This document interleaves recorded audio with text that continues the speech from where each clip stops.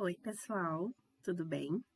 Meu nome é Thaís Marques, eu sou nutricionista e gastrônoma e também sou doutoranda junto ao grupo de toxicologia de alimentos, liderado pela professora Juliane. E hoje eu vim conversar aqui com vocês sobre as reações adversas a alimentos e como a gente pode ter um manejo adequado e corretamente sobre essa exposição que às vezes não é voluntária, mas que acontece. Pensando então nos conteúdos que vão ser abordados, nós vamos falar um pouquinho sobre a alergia alimentar e especificamente sobre a doença celíaca e a intolerância à lactose, pensando no seu mecanismo de ação, sintomas, legislação, tratamento e algumas curiosidades. De uma forma inicial, a primeira coisa que acontece é o contato do alergênico com o nosso organismo, né? Geralmente isso se dá através da corrente sanguínea e é chamado de fase de sensibilização, que o alergênico é reconhecido pelo nosso sistema imunológico, pelos linfócitos T, linfócitos B, e produzem então a imunoglobulina E. Essa exposição, quando ela acontece de novo, os anticorpos liberam histamina, que são mediadores de inflamação, pensando que aquilo é um corpo estranho, que é um agente invasor não reconhecido pelo nosso organismo. Isso acontece de forma involuntária, e daí então a gente precisa tomar algumas ações para que o nosso organismo não seja impactado negativamente por isso. De uma forma geral, essa alergia, ela é traduzida por uma estranheza do nosso organismo em não reconhecer, né, essas moléculas, e então ter uma liberação muito rápida de uma quantidade desarrumada de histamina, causando um aumento do fluxo sanguíneo, principalmente nas periferias do nosso corpo, né, e daí rosto, mãos, pés, então vindo como uma vasodilatação, e também com broncoespasmos, né, que é uma contração dos músculos dos brônquios que acabam descompassando o nosso processo respiratório. Dentre esses sintomas, o que a gente mais consegue observar são olhos e boca bastante inchados, náuseas, algumas questões respiratórias, principalmente com dificuldade de respiração, coriza, né? Então o nariz começa a escorrer involuntariamente, espirro e tosse. E também questões tratogastrointestinais, vômito, diarreia, vermelhidão na pele, né? Então, pruridos, coceira pelo corpo, algumas erupções cutâneas. Então, todos esses são sintomas bastante presentes quando a gente fala de alergia alimentar. Nesse processo de anafilaxia, que é essa liberação generalizada dos mediadores químicos, toda essa vasodilatação, queda de pressão, broncoespasmo, contração gastrointestinal, pode ser tratada ou com medicação via oral, através dos antihistamínicos, que bloqueia essa ação da histamina, né, e por consequência os sintomas. Geralmente a gente usa os antihistamínicos para questões de muita tosse, muita coriza, né? Esses sintomas assim mais relacionados à respiração, mas também existe a possibilidade do uso de epinefrina injetável para diminuir essa vasodilatação de uma maneira mais efetiva, que também precisa ser muito rápida, e por consequência também não deixar a pessoa em risco, né? Em risco de vida, inclusive, principalmente porque essa vasodilatação causa um inchaço da língua, inchaço dos tecidos da garganta e impede de uma maneira bem complicada a respiração.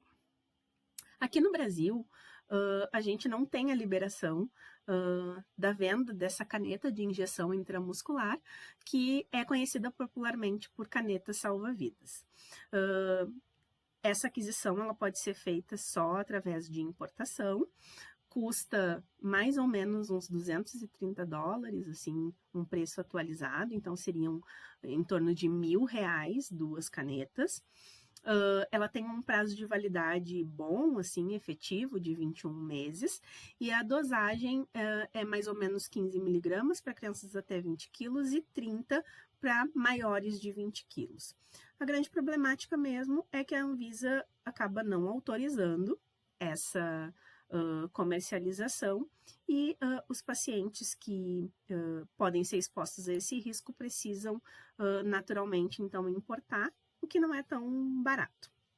A Fundação Rubem Berta, que é uma entidade filantrópica sem fins lucrativos, faz esse intermédio com um tempo de 20 a 30 dias entre a compra e a chegada da medicação, e eles são importados ou da Europa ou dos Estados Unidos, como adrenalina autoinjetável que fica disponível, né?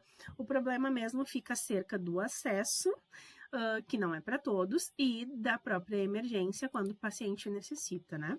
Aqui no Brasil, o determinado é que então o paciente procure o primeiro posto ou hospital de atendimento de pronto-socorro. Aqui em Porto Alegre seria o Hospital de Pronto-Socorro ou Cristo Redentor.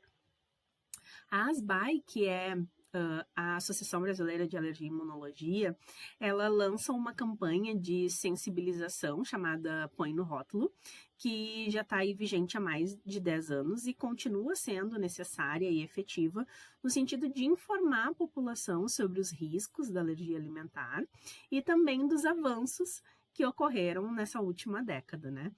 Então, ainda nesse ano, vai acontecer o 10º Simpósio Internacional de Alergia Alimentar aqui no Brasil, e é muito importante para que esse assunto continue sempre sendo muito discutido e fomentado para a população em geral.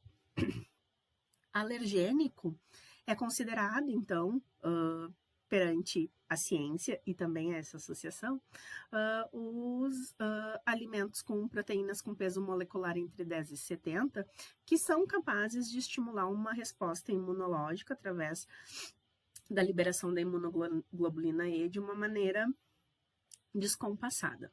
A gente tem alguns alimentos que têm esse potencial mais relatado, principalmente os pescados, né? Os cereais, e aí a gente tem com maior evidência o trigo, quase todas as oleaginosas, ovos e leites de origem animal. É importante ressaltar que não só os alimentos precisam do nosso cuidado, né? Quando a gente fala alergia alimentar, a gente pensa imediatamente dos alimentos consumidos por via oral. Mas a gente não pode esquecer que os alimentos também podem ser veículos para outros produtos, por exemplo, vacinas ou então produtos cosméticos que a gente vai ver em seguida. Então, a vacina da influenza e da febre amarela, por exemplo, ela acaba sendo contraindicada a pessoas alérgicas ao ovo por ter esse veiculador, né? E a tríplice viral, que é uma vacina essencial, porque ela é preconizada até os 5 anos de vida, contra sarampo, rubéola e cachumba, mas que na campanha de 2014 teve uma alta incidência de choque anafilático em crianças alérgicas à proteína do leite, que é utilizado nessa vacina especificamente como estabilizador da mesma, e que então o governo precisou disponibilizar uma vacina que fosse isenta de lactoalbumina para garantir o acesso à saúde pública desses indivíduos, e isso acontece seguindo até hoje. Aqui em Porto Alegre, especificamente, a gente tem o Centro de Referência para Imunológicos Especiais, que é controlado através da Divisão de Vigilância Sanitária e Epidemiológica, e que tem 2 pontos de referência que é muito importante a gente saber. Então, referência materna e infantil fica no Hospital Presidente Vargas, e referência de adulto fica no Sanatório Partenon. Outro alimento bastante incidente em relação à alergia é o leite. Geralmente, essa manifestação ela se dá pela exposição do alimento in natura, em crianças com algum tipo de alergia, geralmente já suscetíveis a outras alergias alimentares também, mas é um alimento que requer bastante cuidado, porque geralmente uma porção nos dá mais ou menos 300 miligramas de cálcio, e esse componente alimentar é bastante importante no desenvolvimento da primeira infância, e então o manejo clínico acaba ainda sendo mais minucioso no sentido de que a gente não pode colocar esse paciente em risco nutricional. Pensando assim, também é importante trazer outros alimentos que possam suprir a quantidade de cálcio através de outras fontes e que possam garantir também, através da biodisponibilidade, a absorção necessária dentro desse período de vida. Então, aqui esse estudo de Buzinaro, de 2016, traz essa comparação, né, de biodisponibilidade e absorção. Claro que a gente não tem uma absorção tão efetiva em alguns casos, mas distribuir esses alimentos ao longo da alimentação do dia desse indivíduo é fundamental. Aqui os exemplos trazidos são geralmente, né, os vegetais verdes escuros, aqui espinafre, couve e brócolis, mas todos os vegetais verdes escuros têm um potencial de cálcio bem interessante, e também o feijão, né? No estudo foi evidenciado o feijão vermelho, mas o feijão preto, que faz mais parte da nossa rotina alimentar, também é bastante eficiente nesse sentido, apesar de a absorção aí, em alguns casos, não ser tão ok.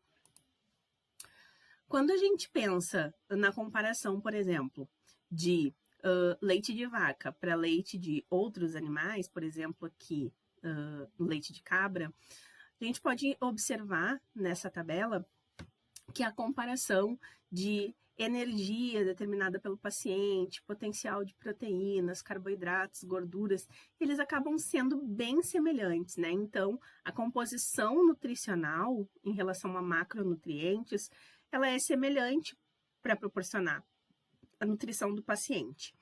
O que é determinante aqui no potencial alergênico é a alfa-caseína S1, que em um leite é 40% e em outro é 21%. Então, é por isso que às vezes a gente observa uma maior disponibilidade, né, biodisponibilidade de alergia alimentar nos produtos lácteos de vaca, que também faz mais parte da nossa mesa alimentar brasileira, do que propriamente de cabra. Quando a gente pensa na transversalidade desses dados, pensando no leite materno, isso é bastante impactado pela alimentação da mãe, principalmente se esse bebê ainda está em aleitamento materno exclusivo até o 6º mês de vida. Aqui nesse quadro do Guia Prático de APLV, a gente tem um dado importante que traça o percentual de homologia entre as proteínas do leite de vaca e materno. Então, a gente tem aqui, ó, uma homologia interessante de albumina e também de alfa-lactoalbumina. Então, é preciso manter esse cuidado, é preciso manter a atenção em relação à alimentação materna para que a gente tenha esses riscos minimizados. Em relação à alimentação não materna, a indústria de alimentos ela tem avançado muito efetivamente nos últimos 10 anos em fazer fórmulas infantis que se aproximam em 98%, 99% da composição do leite alimentar. Então, hoje nós temos muitas opções, algumas de leite hidrolisado, né, com quebra parcial de proteínas, contendo lactose, porém indicado para bebês com histórico familiar, para evitar o desenvolvimento dessa alergia, ou então alguns que já são de fato totalmente isentos de lactose, porque tem na sua base então o leite de soja, né? Então, não o leite animal. Essas opções e algumas outras hoje já podem ser disponibilizadas, solicitadas através do governo do estado do Rio Grande do Sul, da farmácia digital, através do preenchimento de um documento que se chama LFN, Laudo de Fórmula Nutricional. Esse documento, ele deve ser preenchido e assinado por um médico e também por um nutricionista que tenha vínculo ativo com o governo, que esteja regularmente registrado no órgão de classe pertinente, e lá vai ser colocado o CID, né, que determina a alergia alimentar, a idade da criança, quantas doses ela deve receber e por quanto tempo ela precisa receber. Esse processo pode ser feito de maneira digital, também pode ser solicitado através do posto de saúde, e em média de 30 dias esse protocolo é deferido ou não, né, de acordo com a pertinência da solicitação, e então essa pessoa pode retirar essa fórmula na farmácia de medicamentos populares, no CELME, para que a pessoa possa ter a nutrição adequada com o respaldo do governo do estado. Outros cuidados que a gente deve ter é em relação aos alimentos com potencial alergênico não tão evidente, então, por exemplo, os derivados de leite, né? Aqui a manteiga, que utiliza como produto base 100% de leite, porém batido, né? Homogeneizado. As margarinas, que podem conter até 3% de leite ou soro, e o creme vegetal, que são as margarinas que não deveriam conter produtos lácteos, mas às vezes em sua composição pode acontecer. Então, estar atento ao rótulo é bem importante nesse sentido. Outro ponto de atenção fica por conta dos produtos de higiene, que podem ter em sua composição alguns derivados do leite. Aqui a gente traz como exemplo lenços umedecidos, que são utilizados na primeira infância, às vezes a criança tem alergia, fica com bolinhas, né? A gente tem que ter bastante cuidado. E um outro exemplo é sabonete de uso adulto, que também possui caseína e tem indicação, né? Sabonete com uso de leite, né? Então, tem um potencial hidratante, mas há de se ter esse cuidado. Outros casos, assim, que não são tão evidentes, né? De utilizar caseinato de sódio ou leite em pó como estabilizante e emulsificante, né? Então, são considerados aditivos alimentares em produtos que a gente não esperava, né, ver esse tipo de composto. Então, aqui tem uma bolacha Maria e um salame de tipo italiano, em que tem no terceiro item da sua composição leite em pó, né? Esse leite em pó, ele acaba agindo, nesse caso, como um ligador, contribuindo para a ligação da água e da gordura, trazendo um maior rendimento para a indústria e também uma melhor palatabilidade, né? Por reduzir um pouco o volume de gordura do produto, mas apesar dele ser opcional, ele é permitido por lei, e então a gente tem que ter um cuidado extra, né? Porque a gente não espera encontrar leite em pó em um salame italiano. Outro caso de aplicação na indústria alimentícia é o uso de albumina e caseína durante o processo de fabricação de vinhos e espumantes, principalmente os brancos, né?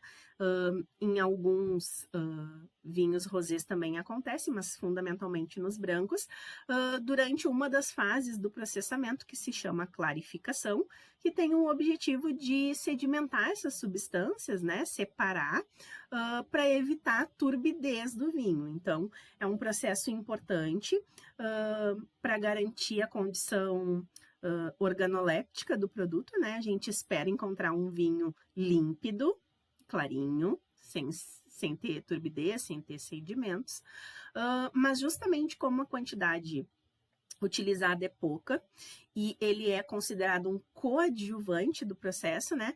Então, ele está elencado como um aditivo, mas como ele não aparece no produto final, ele é utilizado durante o processamento, não necessariamente ele precisa aparecer na lista da rotulagem, né? Então, às vezes, pode ser que a pessoa esteja consumindo e não saiba. Então, também aqui é um ponto de atenção bem importante de alertar a população em geral. Para tratamento desse tipo de alergia, a alternativa eficaz de fato é a exclusão do leite e de todos os derivados na dieta do paciente. E a alternativa é a administração de leite diluído, né? Então, a gente mistura uma parte de leite para 1000 partes de água, então é realmente uma grande diluição, né?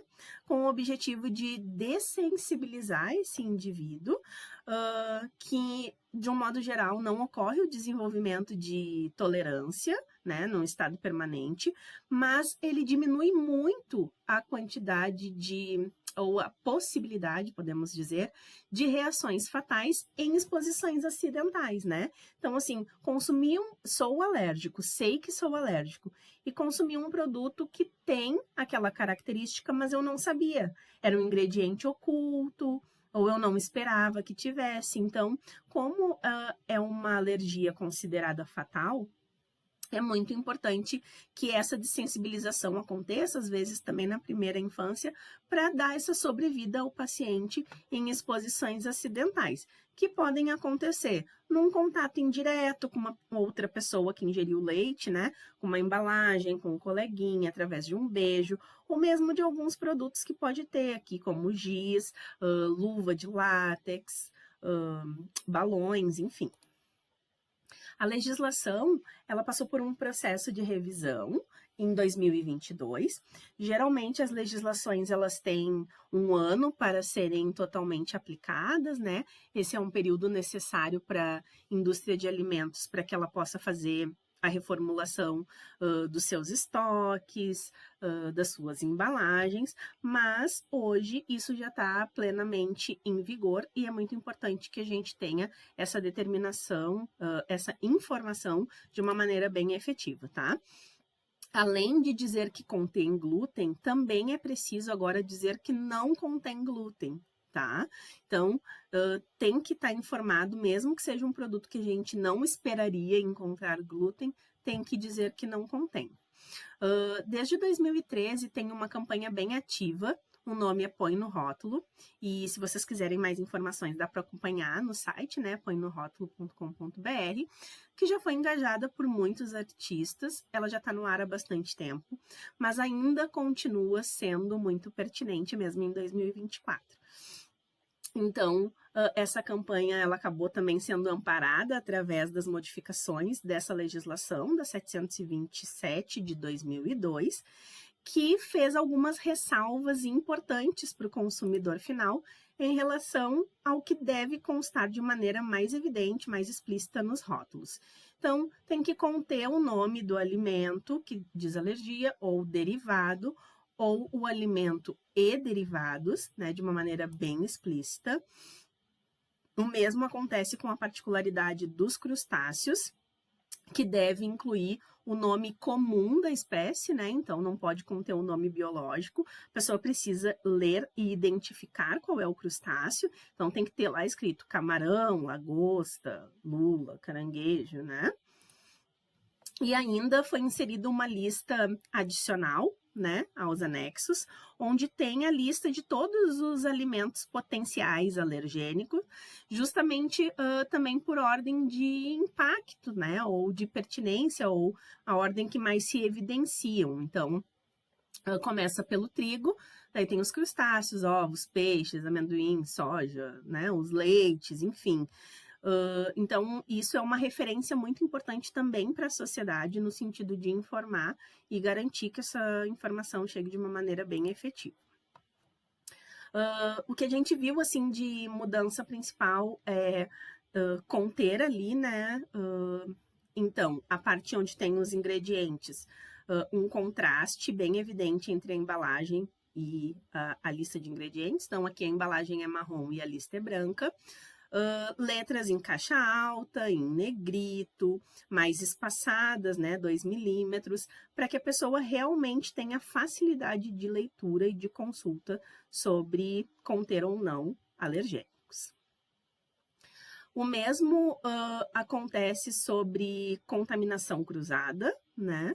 Que se a indústria não puder garantir a ausência da contaminação cruzada, é imprescindível, então, constar que pode conter o resquício de algum alimento alergênico, e ainda se mantiveram algumas restrições, né? Então, por exemplo, os destilados, né, que são feitos, por exemplo, de a vodka, o uísque, né? Esses, pelo seu processo produtivo de destilação, é comprovado que não se carregam as proteínas, né? Elas desnaturam. Então, por esse motivo, não precisa constar. E o mesmo acontece com o óleo de soja, que durante o processo de fabricação, a degomagem e a desodorização desse óleo acontece a pelo menos 240 graus a vácuo, e isso causa a desnaturação da proteína e, por consequência, não altera, né, esse potencial alergênico, e então não precisa constar no rótulo. Como forma de confirmação ou de diagnóstico, Geralmente se utiliza exame de sangue, né, com a medição do nível de imunoglobulina E, após a exposição do paciente. Então, faz uma exposição cutânea, faz as marcações, aguarda-se o tempo e verifica se em cada uma se houve reação alérgica tópica para aquele indivíduo, né? Então, aqui a gente tem um exemplo de um teste, né? Tem aqui pistache, macadâmia, né? Mostarda. Então, a pessoa se submeteu ao teste para ver ao que ela era alérgica. Também pode acontecer com a exposição direta ao alimento, né? Cogumelos, maçãs, isso também acontece bastante com os alimentos que são muito pigmentados, as frutas, né? Então, morango, acerola, pitaia. Então, todos esses podem passar também por teste de confirmação de suspeita através da exposição cutânea.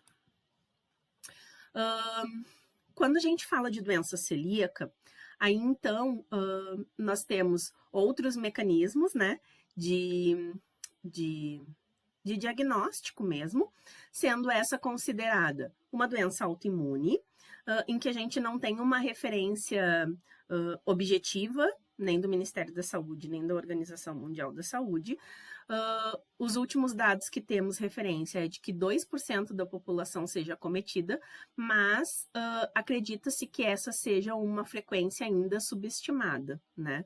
Hoje entende-se que existem muitas pessoas acometidas de doença celíaca, sendo muito mais frequentes em mulheres e indivíduos de cor branca, e que tem condicional de acordo com os sintomas e com a maneira com que o organismo responde a essa exposição, né? Então, a doença celíaca é a resposta imune permanente ao glúten, com inchaço na barriga, dor abdominal, diarreia ou prisão de ventre, falta de apetite e anemia como consequência a essa má absorção, né? Então, ela pode se apresentar pelo modo de intolerância ou sensibilidade ao glúten, principalmente com os sintomas de desconforto abdominal, diarreia ou prisão de ventre, ou então a alergia, que de fato é a indigestibilidade da fração proteica, né? Aqui, especificamente no trigo, é a gliadina mais a glutanina, e que principalmente causa reações na pele, sintomas em via respiratória, e em casos mais graves pode causar choque anafilático. Então, a gente tem que ficar bem atento. Por definição do Códex Alimentários, a doença celíaca é uma fração proteica do trigo, centeio, cevada e aveia, que é insolúvel em água e algumas pessoas são intolerantes. E no Ministério da Saúde, que acaba sendo a referência que a gente mais utiliza para nutrição, principalmente, é que é considerado uma enteropatia crônica do intestino delgado, então da nossa primeira porção de digestibilidade, né, de contato do intestino com os alimentos, de caráter autoimune, desencadeada, então, por a exposição do glúten em indivíduos que estejam geneticamente predispostos. A gente tem observado uma predisposição maior, muito impactada pelos lugares onde os indivíduos estão ou pela alimentação que estão expostas, e a gente já tem muitos estudos, né, falando sobre isso. Especificamente sobre a composição do trigo e de outras variáveis, né, de cereais, a gente tem uma fração de amido e uma de proteína. Dentro das proteínas, algumas são solúveis em água e outras não. E dessas não solúveis em água, nós temos duas frações que compõem o glúten. No caso do trigo, que é o mais tradicional, é glutenina mais prolamina, que neste caso a prolamina é a gliadina, né? Então, no glúten, é glutenina mais gliadina. Na cevada, glutenina mais ordeína. Então, as prolaminas, elas são uma fração que podem, nesta junção, provocar inflamação crônica da mucosa, do intestino delgado, e podem ser inócuas para saudáveis. Então, isso causa um problema de digestibilidade e, por consequência, de absorção, trazendo então risco nutricional a esse paciente. Os cereais problemáticos, eles têm uma correlação imediata com o percentual de prolaminas em relação ao total de proteínas. Então, a gente vê que a doença celíaca ela é muito mais evidente ao consumo de trigo, por exemplo, que possui 45% de gliadina, do que de aveia, que possui só 15% de avenina, que é a porção de prolamina dessas proteínas vinculadas aos cereais, né? Então, é por esse motivo, né, por essa distribuição de fração, é que algumas pessoas toleram muito mais a aveia do que propriamente o trigo. Essa é uma discussão ainda, né, científica, sobre a família da aveia e por que ela seria também mais tolerada ou não por pessoas, mas recomenda-se, por precaução, evitar o consumo pelo cruzamento de sementes e por plantio em áreas próximas, colheita, transporte, que pode evidenciar essa contaminação cruzada e prejudicar as pessoas que sejam mais sensíveis. O glúten, principalmente na panificação, ele é muito importante, muito comemorado, né? Pelas suas características sensoriais ao manipulado, né? Então, quanto maior a fração de glúten, quando juntado à água e com a ação mecânica, né, com o ato de sovar, de bater essa massa, ele traz elasticidade e flexibilidade a essa massa, a essa formação, justamente pela apreensão de CO2, e isso proporciona uma massa crescida, assim, né, mais fofinha. Então, quanto mais glúten presente na massa, melhor e mais cara é a farinha que tem essa composição.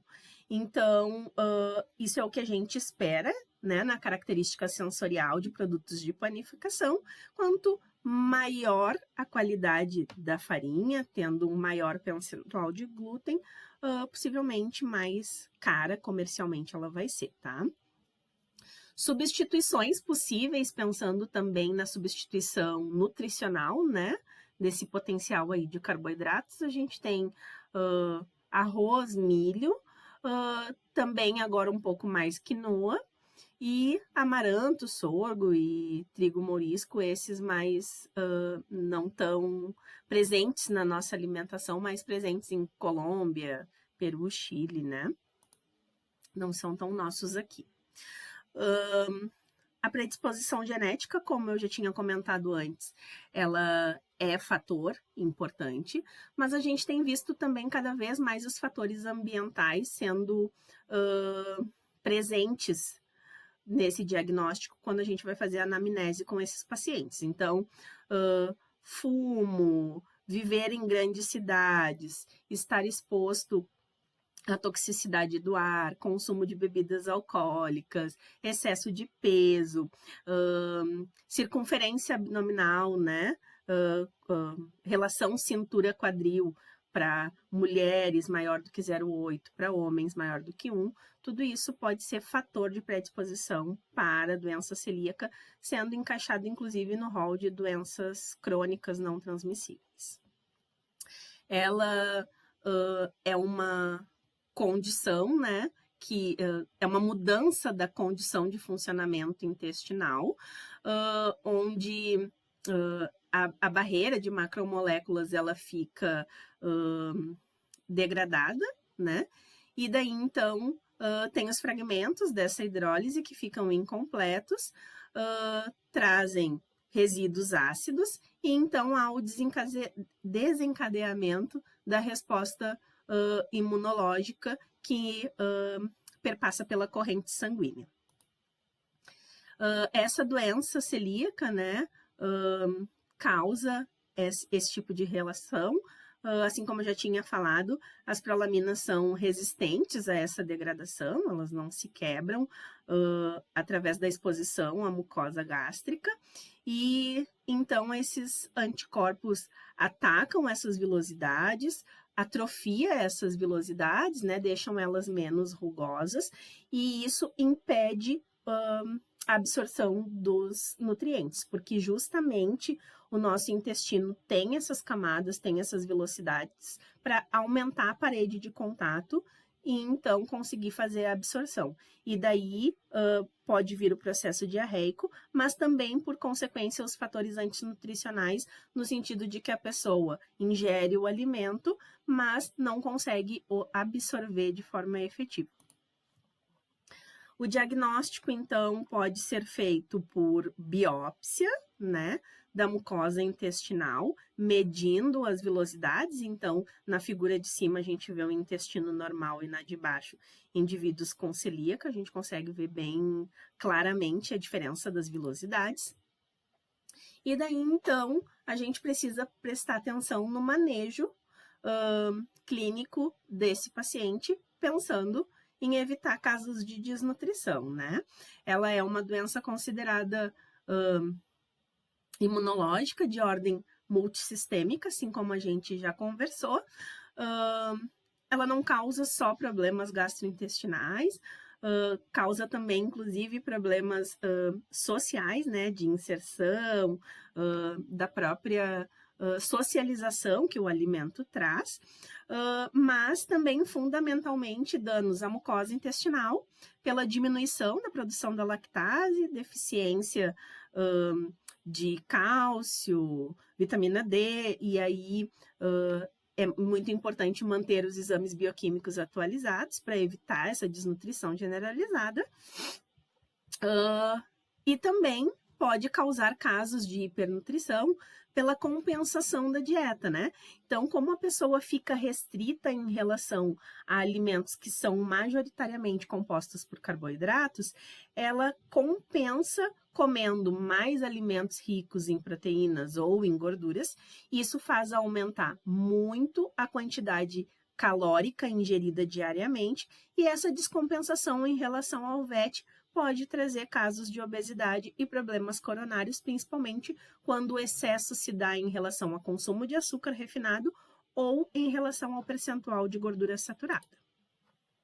As consequências, né, clássicas, assim como eu também já falei lá no início, são sintomas de diarreia, redução, né, da absorção dos nutrientes pelo processo diarreico. Algumas pessoas, inclusive, também apresentam dificuldades de hidratação, né? Então é preciso prestar bastante atenção nos sintomas referidos pelo paciente, além de anemia, fraqueza, retardo no crescimento, principalmente no primeiro estirão e depois na puberdade, na adolescência. Em outros períodos da vida, osteoporose com aumento de incidência de fraturas, depressão, né? Inclusive pela socialização, infertilidade nas mulheres e distúrbios de tireoide, que também tem impacto no peso global do paciente, e dermatites, né? Em cotovelos, regiões de hiperextensão, no dorso das mãos, principalmente porque daí são regiões que ficam sempre acometidas por esse prurido, vermelhidão, e aí às vezes o paciente coça, o paciente não hidrata, então essa parte da pele fica acometida de uma dermatite hiperforme, assim, mais evidente. Como consequências, né, da não exclusão do glúten da dieta, pode acontecer ulcerações, né? Essa imagem aqui é de uma endoscopia, de uma esteatose já no jejum. E, então, a doença celíaca também foi evidenciada com o diagnóstico através de uma legislação, né? Colocando, então, os marcadores sorológicos para a identificação da doença, determinando diagnóstico e tratamento efetivos.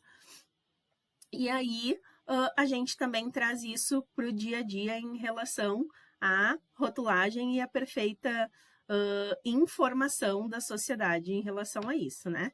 Então, ela pode estar em alimentos que não são esperados, né? Então, molho de tomate, balas, confeitos, em sopas pré-prontas. Também pode estar em produtos cosméticos, né? E aí isso vai depender muito da sensibilidade do paciente, se vai ter alguma reação adversa ou não.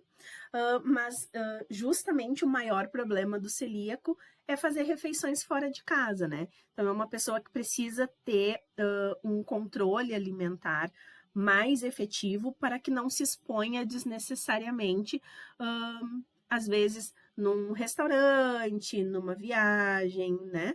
Na casa de uma pessoa que não sabe que a pessoa tem essa restrição e às vezes esse alimento está oculto numa preparação que não se espera.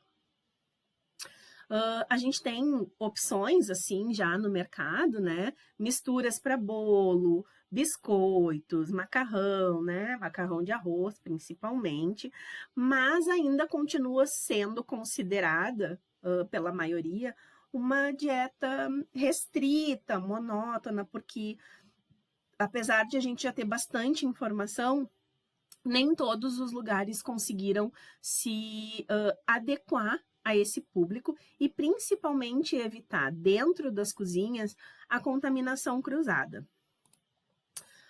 Eu trouxe alguns exemplos assim, né, do que a gente tem próximo de restaurantes que são especificamente com produção sem glúten. Então, tem no bairro Bonfim 2 oportunidades bacanas. Tem padaria especificamente sem glúten aqui em Porto Alegre, também cafeteria, né? Então, o mercado já tem olhado para esse público de uma maneira diferente.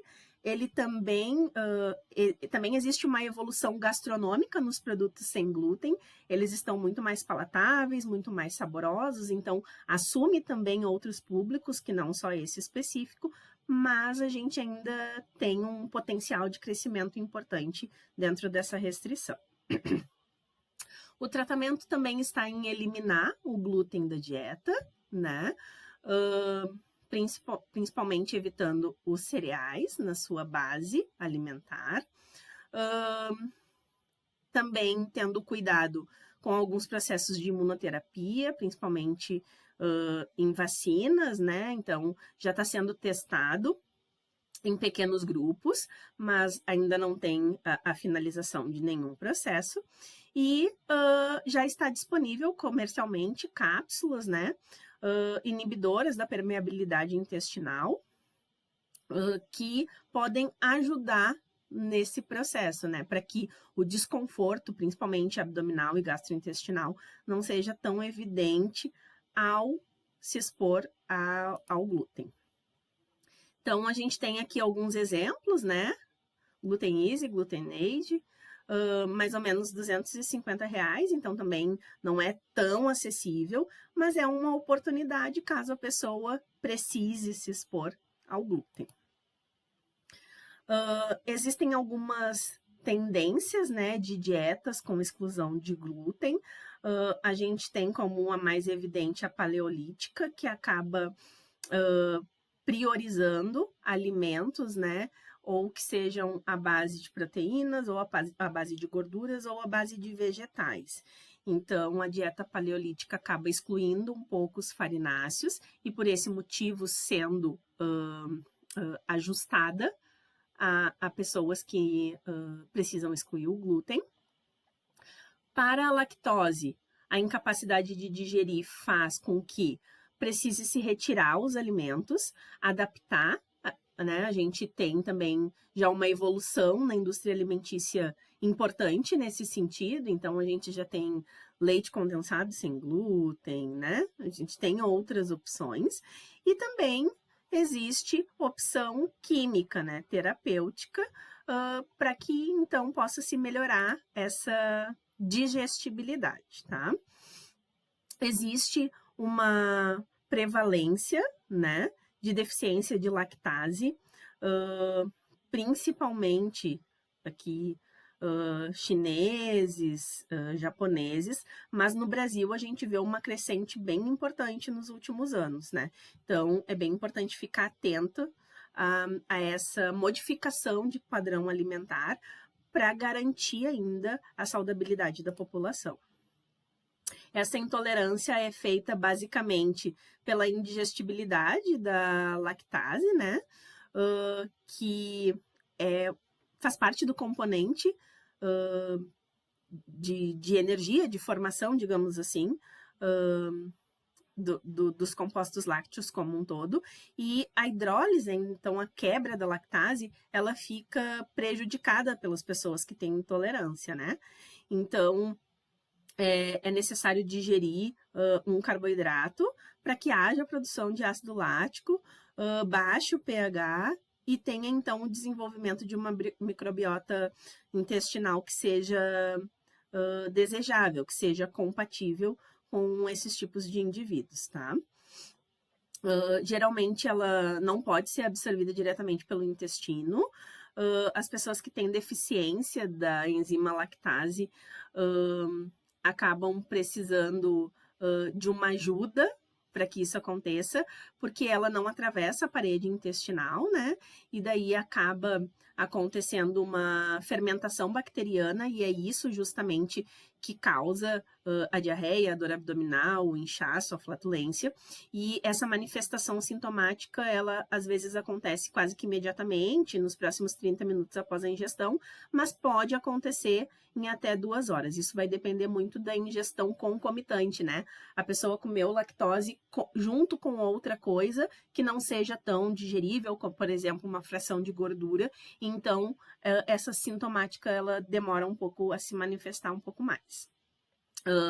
A gravidade, ela fica vinculada à quantidade de lactose que cada pessoa consegue tolerar, né?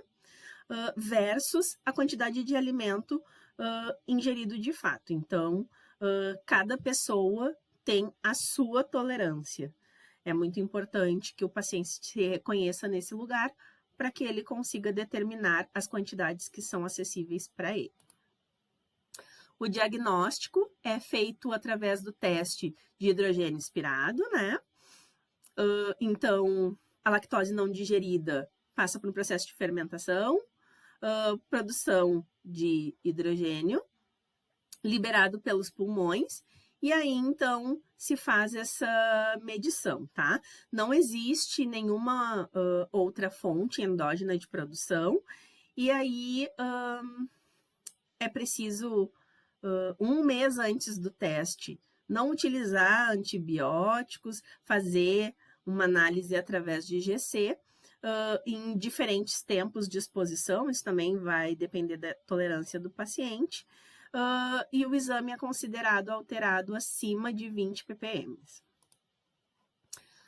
Esse diagnóstico, então, para tolerância à lactose, o paciente daí, então, ingere em jejum um líquido que seja alto em lactose, de 25 a 50 gramas, de acordo com o laboratório, né, de acordo com o protocolo que o laboratório segue.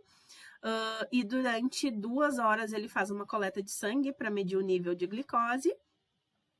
E daí, então, verifica-se a lactose não hidrolisada.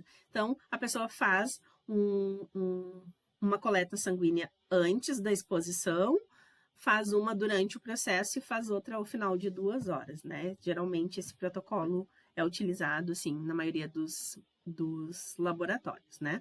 A vantagem é que tem uma resposta imediata, e a desvantagem desse teste de tolerância é o mal-estar causado naquele momento, né?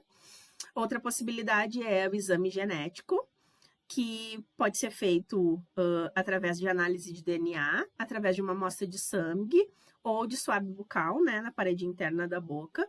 E a vantagem é que não precisa de jejum, é rápido e evita esses sintomas desagradáveis de ter que tomar aquele líquido em jejum, né? Quem já fez esse exame sabe que não é muito agradável. As causas possíveis, né, podem ser genéticas para crianças, pode ser uma morte de células intestinais para produção de lactase, pode ser uma intolerância adquirida com o passar do tempo, né, uma tendência natural as pessoas irem tendo uma redução de lactase ao longo da vida. Então, algumas pessoas começam a apresentar intolerância mais na terceira fase da vida, isso tem sido cada vez mais recorrente, e o tratamento poderia ser aumentar a capacidade de produzir a lactase, né? Então, estimulando essa produção do organismo, ou fazendo reposição da mesma através de comprimidos, né? Então, eu vou fazer uma refeição que eu sei que eu vou me expor a um produto lácteo, eu faço a ingestão dessa medicação para reduzir os sintomas e poder ter uma melhor digestibilidade, né?